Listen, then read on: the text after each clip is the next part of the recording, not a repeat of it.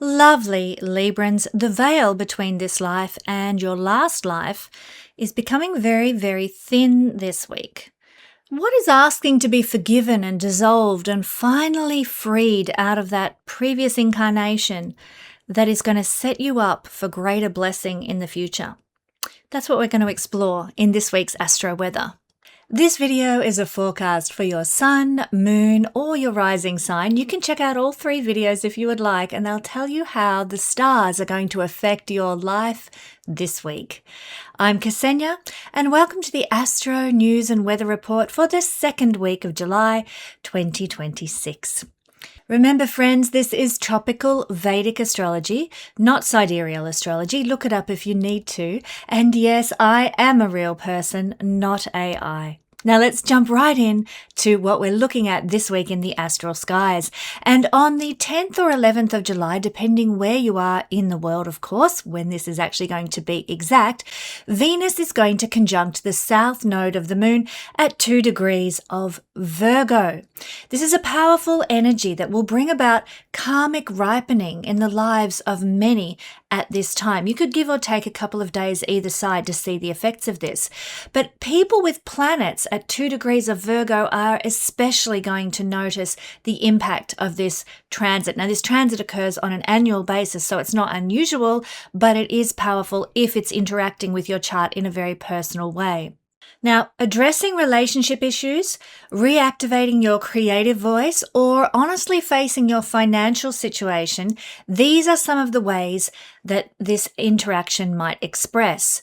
Now, if you sense a lack in these areas of life, or if you have difficulties at the moment in these areas of life, this transit is asking you to focus on releasing what is destroying you, holding you back, keeping you from your best expression in this regard.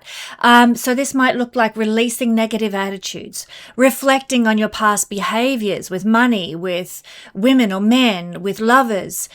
And it's a chance for us to do something about it. Especially, we all make mistakes. None of us are really victims. We actually have control and power over our lives. It's about a matter of choice. Venus is the planet that rules choice. And so this is giving us the chance to readdress old issues, old wounds, old hurts, and do something about it. To take back control over financial circumstances, relational circumstances, attitudes, and to implement the power of choice that Venus gives us. What can we do then to address these old, things that come bubbling up to the surface?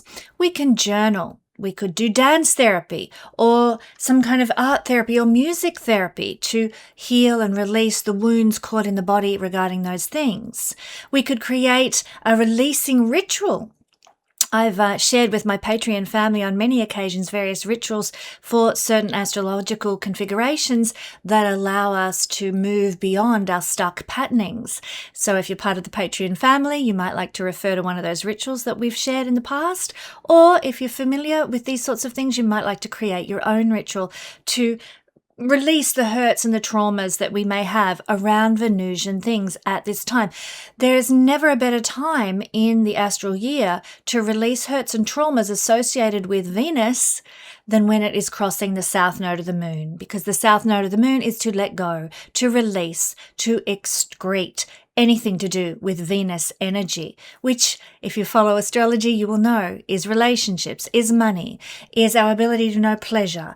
It is our ability to choose our own adventure, to choose the life that we want. So under this influence, your soul can be freed from these burdens, and this leaves you in a lighter place, a brighter place, ready for new energy to come rushing into your life because you've cleared the slate, so to speak, during this transit, and that opens up room for new wonderful things to take their place once this transit is over. But what is this energy, Venus with the South Node, not helpful for? Well, it's a dreadful time to do anything to do with beautification. Don't go and get your hair cut. Don't buy a whole new wardrobe, or don't redecorate the house under this energy.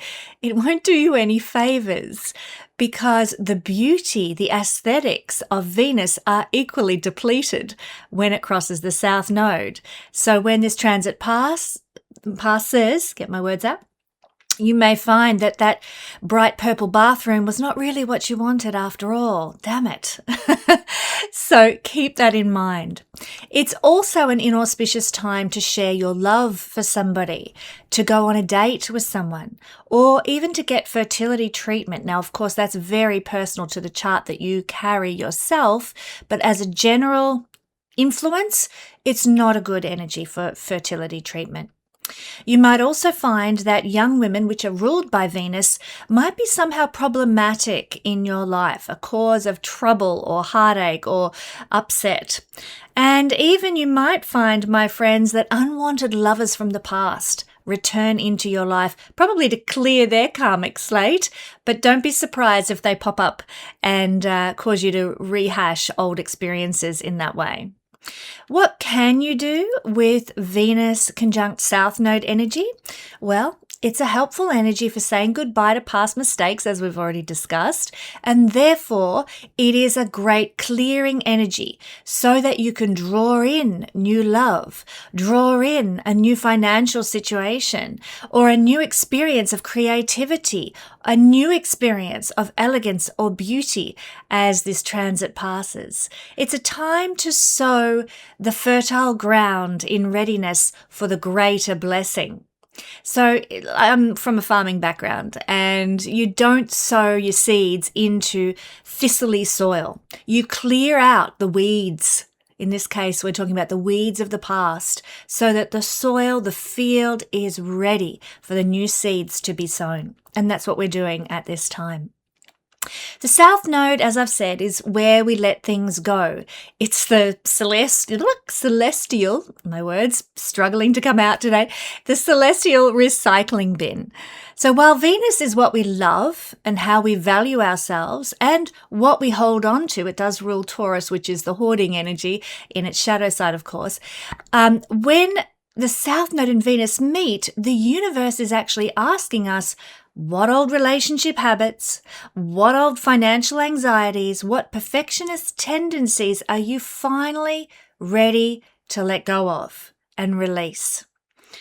Let's look exactly at where this is happening in your chart, sign by sign.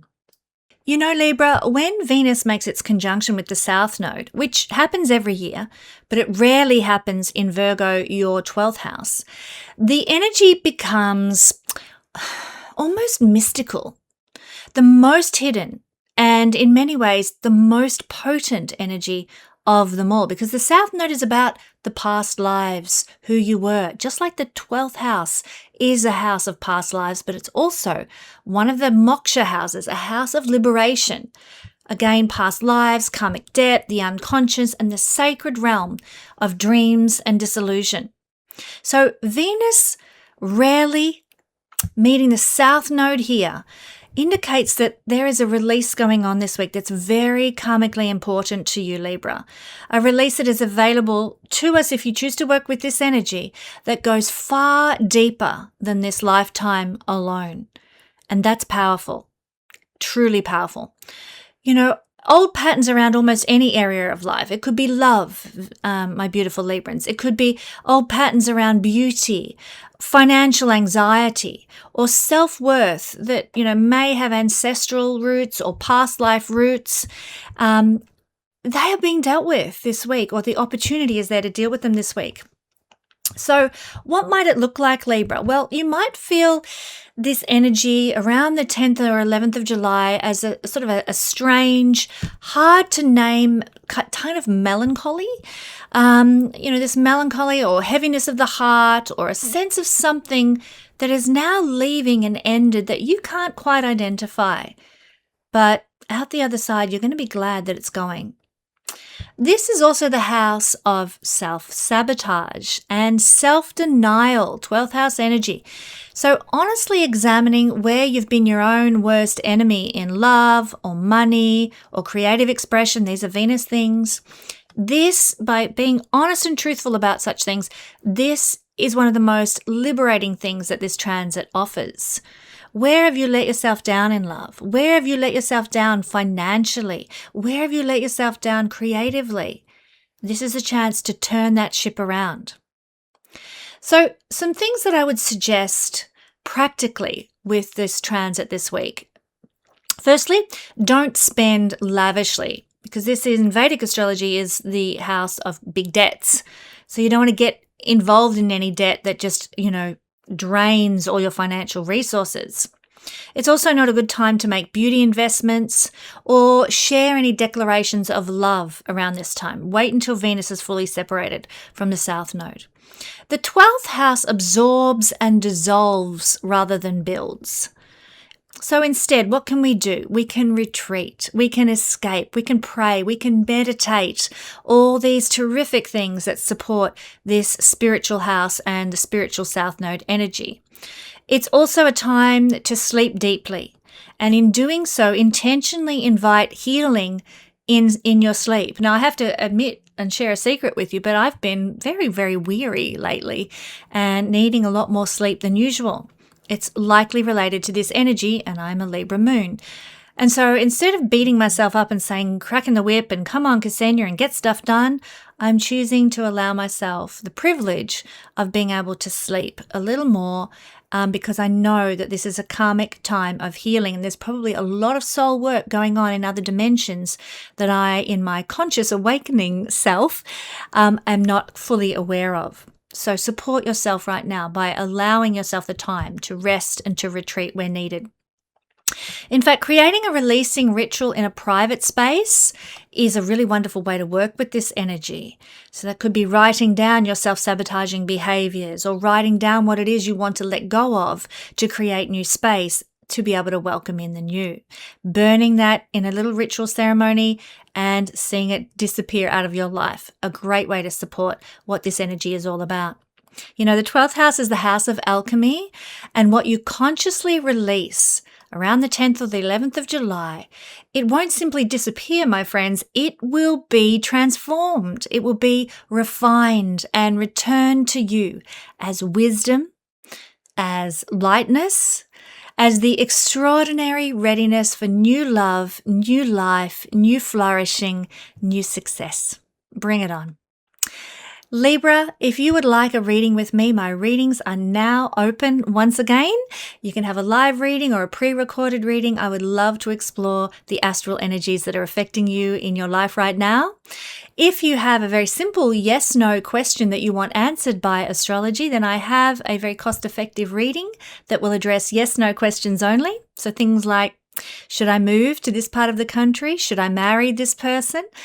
Yes/no questions only, but it's a very cost-effective way to get an astrological affirmation or the opposite about your course in life. Thank you, my lovely Librans.